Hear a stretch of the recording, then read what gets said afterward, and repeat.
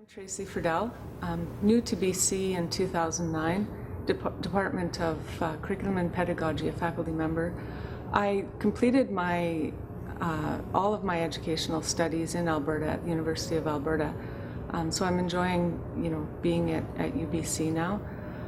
I was prompted to become a faculty member for a variety of reasons. I think, like many other Indigenous students on the Canadian prairies anyway, I experienced the lack of representation in the curriculum, or ancestors that were either helpers, aids to the truly great explorers of the day, or hinderers, sort of road allowance people, those kinds of images.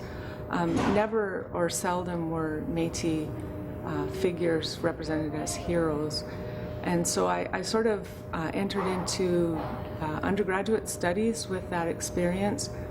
And I recall one graduate course in particular, an honors course in economic history.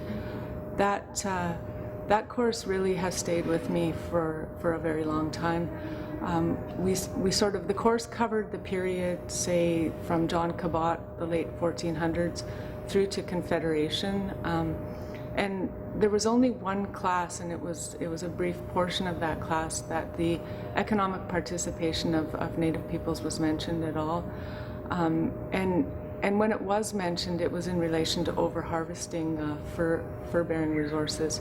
And so their participation was minimal, but what was there was seen as morally reprehensible, in fact, and negatively affecting the GDP. And so I left that course really motivated, I think, to sort of become more active in education and help to sort of alter those kinds of images of Native people. There tends to be the discourse in Canada now with the burgeoning young Aboriginal population of sort of bringing these young folks into the labor market.